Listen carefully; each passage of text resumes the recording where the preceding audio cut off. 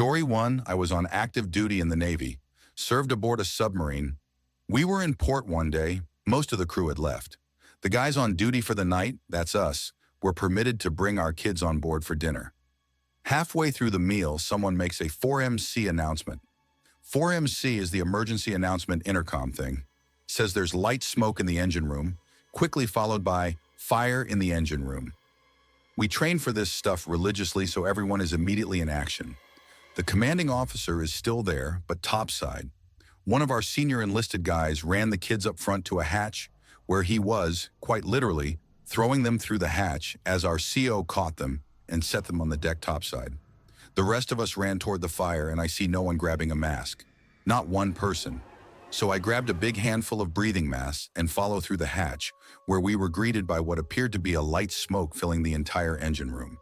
But it didn't smell like smoke. It was sweet, tasted sweet.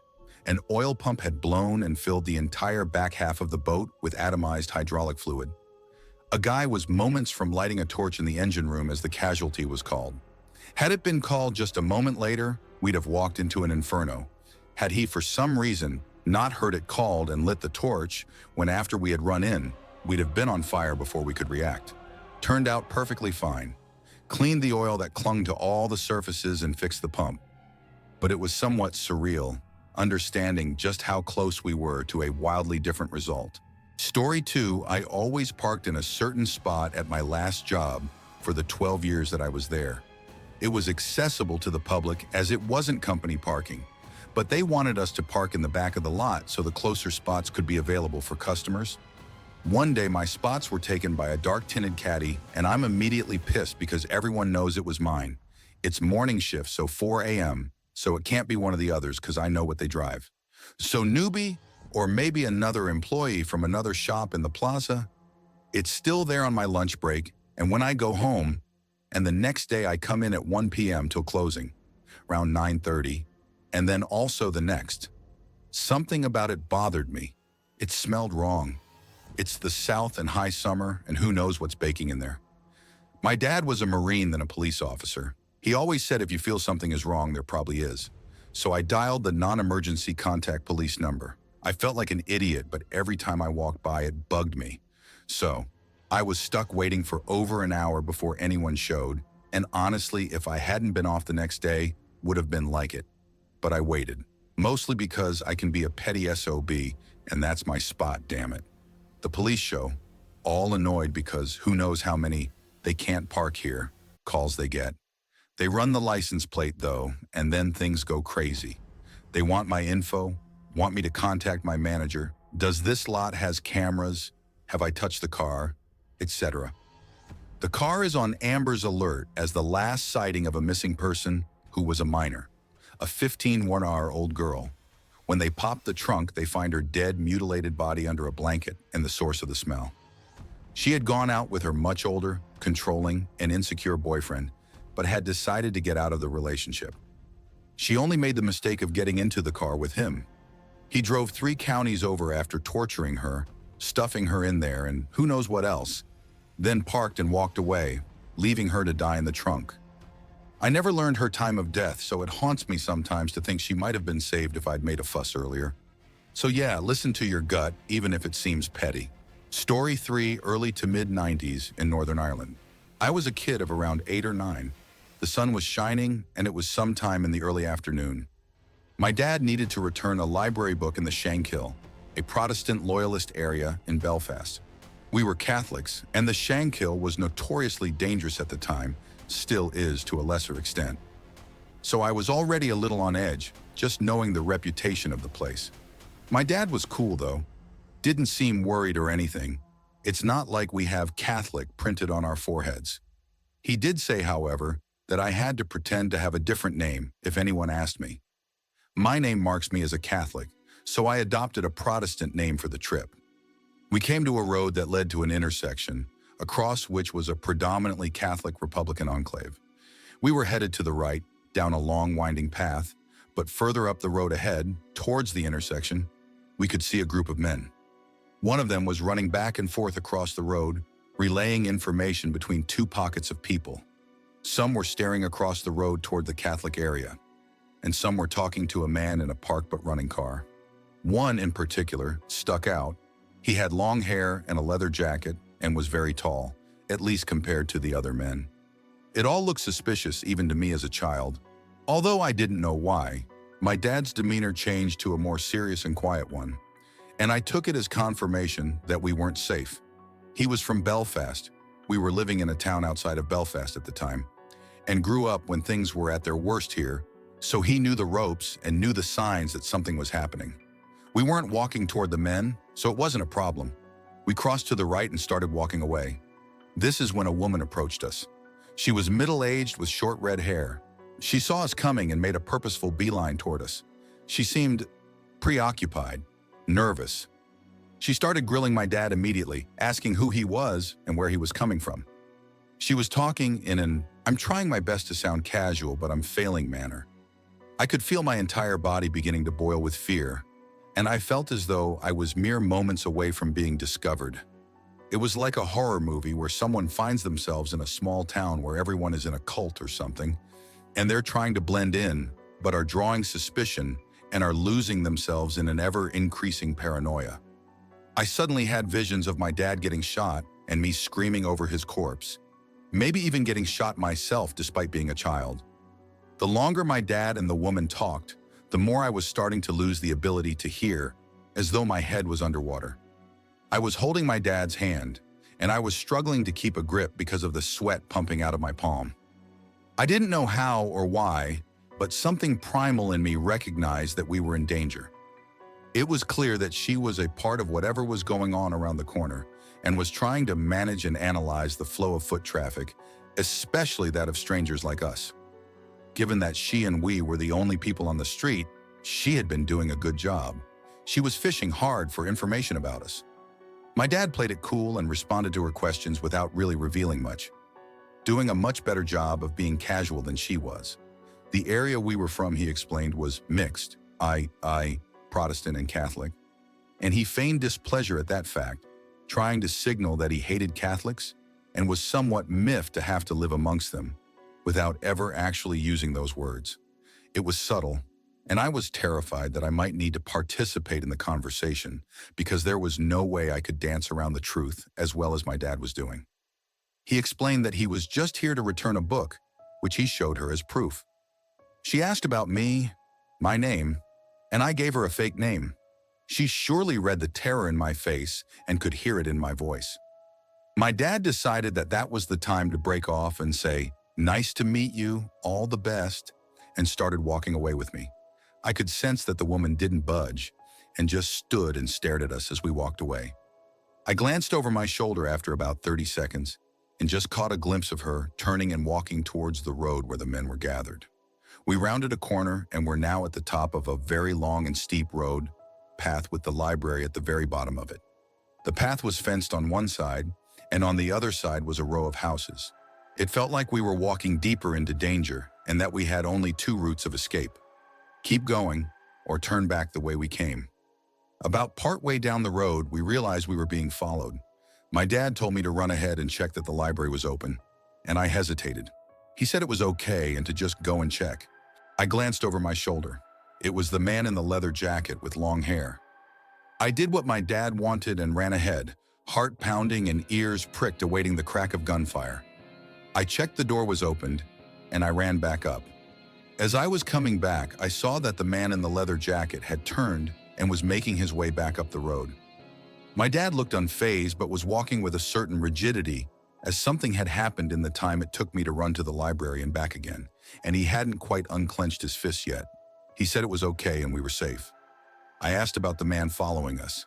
He said he sent me ahead, and when I was a safe distance away, he stopped and turned around to face him, ready for whatever happened. He said he was expecting violence, but as he turned around, the leather jacket dude immediately put his head down, turned, and walked back the way he came. My dad watched him for a few seconds and then started making his way back toward me. That afternoon, within the hour we were there, a Catholic taxi driver was murdered in that street. The vibes that something terrible was going to happen were justified, and I've never felt as terrified as I did that day. When the news about the taxi driver was on TV that night, I knew I had seen the planning of a murder, and I knew we had walked into the middle of it. I could probably have identified both the woman and the leather jacket man had I been asked about them by the police. But that was never going to happen. No way my dad would have volunteered himself, and therefore me, to the cops to be a witness against a terrorist cell. Story 4. When I was about 8, I was deep in the woods at my uncle's house. The parents went out and the 5 kids, 414, stayed home. We were playing a hide-and-seek game in the house with no lights on. There weren't street lights or anything, so you couldn't see anything at all. The base was in the living room and I hid in the living room, so I could quickly get to the base. My brother, 11, was it. He was doing his countdown and I was hiding just a couple of feet from him when a lightning strike drew our attention to the window. We were both shocked to see the outline of a man at the window trying to see in.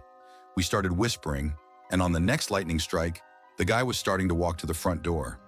My brother, Ben, quickly ran to lock the front door. I know, but it was a different time and place, and got there right before the guy started shaking the handle. Ben started flipping on the lights, presumably so the guy would know people were home and he'd leave, and he yelled for me to lock the other doors. I ran and locked the kitchen door and then to the sliding glass door at the back of the house. As I was locking that door, the guy was suddenly there, standing there on the other side of the glass. I was frozen, but Ben calmly told me to close the curtain, and I focused on his voice and did what he said. My uncle has guns, but his son was gone on a hunting trip, so all we could find was a BB gun that looked like a real rifle. Ben stepped out on the porch with it to try to make the guy believe we were armed. They constantly had phone issues. This is going way back, but they had a party line, and we couldn't get the phone to work to make a call. We were trying to call someone on my uncle's CB radio, but weren't getting anyone. Eventually, an older cousin, who was only like 15 himself, showed up and we thought an adult was there, and we had been saved. That calmed us down and we went back to normal, I guess. I'm not sure I've ever had a creepier moment than looking up at the window and seeing someone on the other side, though. Story 5. We were on a vacation at Lake Tahoe, and long story short, down a winding road you're led to the lake, and I'm the distance we see the same tree we saw our dad in pictures during our childhood. We start running towards it. Me, my older and younger brother, my sister, and my cousin were all there, but my cousin and sister stayed behind. My brother and I walked to the brink of it, and as you know, Lake Tahoe is one of the clearest lakes in the world. You can see the bottom, the twigs and roots and everything. My younger brother watched us up on this huge, long, thick, rotting log. I asked my brother if I can jump off of it, and he says maybe. He remembers the water at the bank didn't feel too cold, so he says sure. I look at the bottom of the lake and count down. 1, 2, 3. I hesitate but jump in. I'm under for a moment, and it feels refreshingly cold. I swim to stay afloat, but all of a sudden I start sinking. I gasp and panic and scream my brother's name. The sheer panic in his eyes, wondering if he should jump in and risk both of us drowning. I swim over and grab onto the branches of the tree and try to stay afloat. Everything is numb, and I'm in utter shock. He helps me climb up and get off. I'm shaking and freezing. My legs and some parts of my stomach are scratched, bleeding, and beginning to bruise badly. I reach the bottom, and fallen debris on the bottom cut me on impact. Walking back, we were talking about it, and I burst out sobbing. I thought for a second maybe my reality from that moment on was my brain trying to distract me from the fact I had died drowning. I got home, took a shower, and I can't stand the lake since.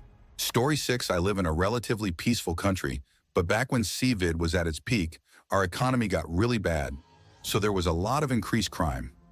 One day my friend and I were walking, Sunday at around 4 or 5 in the evening, and it was a stroll we had done before.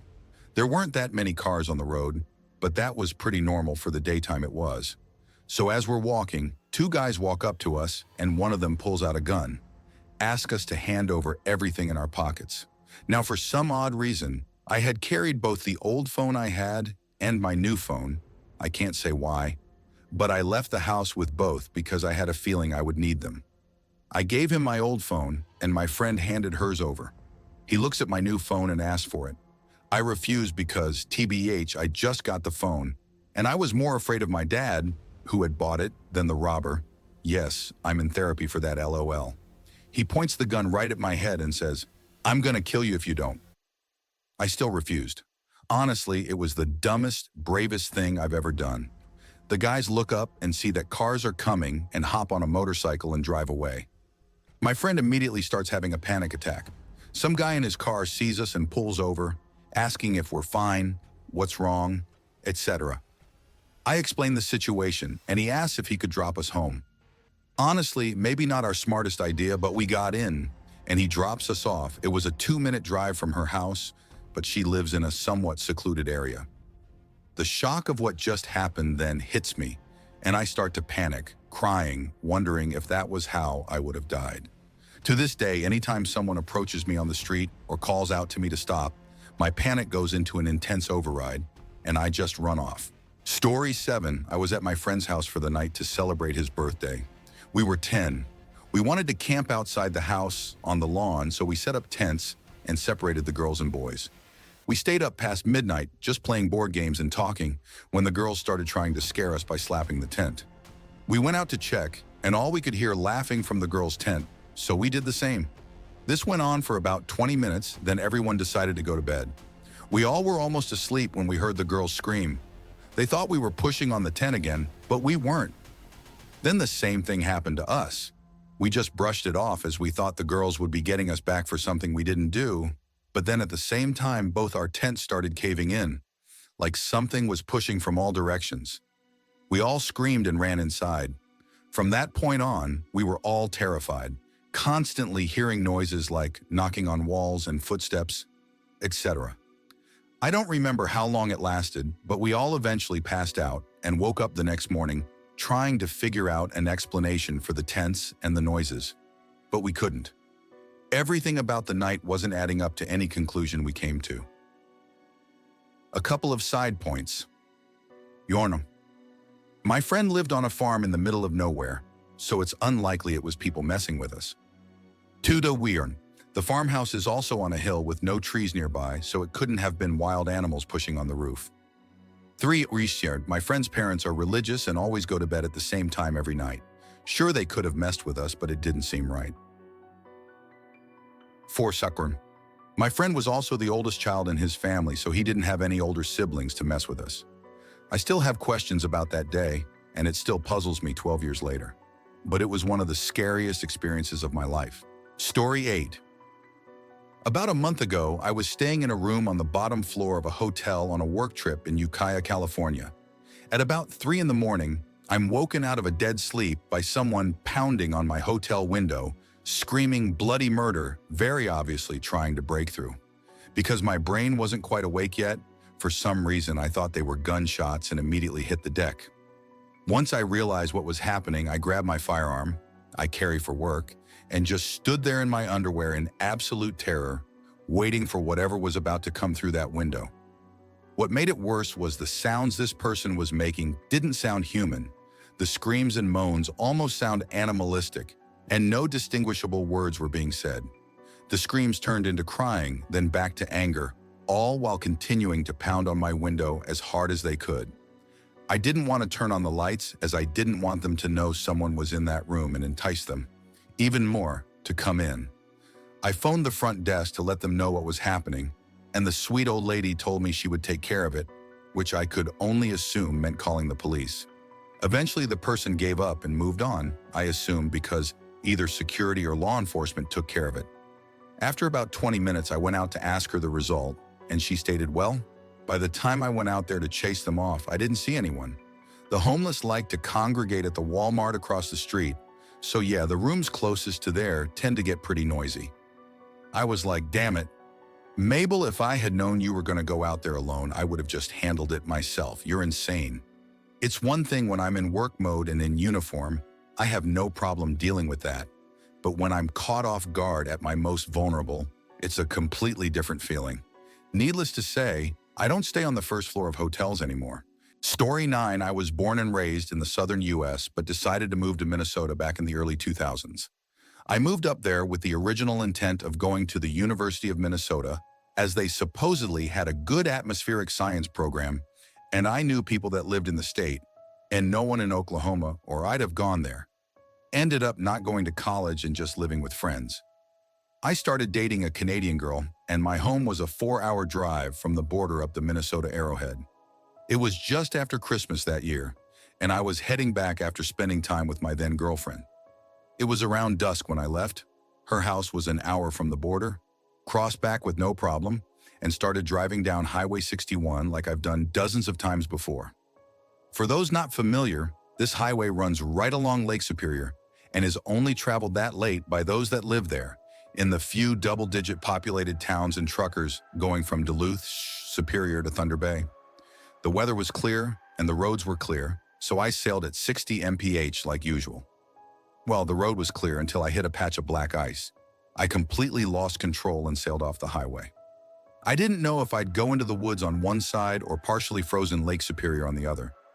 Luckily, I went toward the woods, barrel rolled a few times, and landed on my wheels. I was in a shallow ravine, so my car was hard to see unless you were looking for it. I think it was single-digit temperatures outside. This was before the ubiquity of cell phones. There was zero signal where I crashed, so I was alone, freezing, and on a desolate highway near a patch of black ice that could make someone else sail right into me. I'm not sure how long I was out there, but eventually a local found me and took me to the hospital. I somehow escaped with a few cuts and bruises from the crash, and other than that, and being very cold, I was okay. The state police officer that was at the crash scene when we got back to my car said by all accounts I should have died. If not directly from the crash, then from becoming a meat popsicle. I had no way of contacting my friends or my girlfriend, and I was at least a 4 hours drive from home. The local that found me offered a place to stay until someone could come to get me. I was there for 3 days until a friend in Duluth was able to come to get me. His name was John, and I'll never ever forget him. He died in 2018 at 70 years old. I had long since moved back to the South but kept in touch with him by email. After I crashed, I was in a place I didn't know, at night on a road that's not traveled much that late, in winter, freezing. Every moment that passed without a car or semi passing by, I thought I would freeze to death. I was terrified. But then John came along and saved my life, and for that, I'll be eternally thankful. Thanks for watching. Don't leave before leaving a like to this video. Also hit the subscribe button to support my work. And as always, have a horrific nightmare, my dear.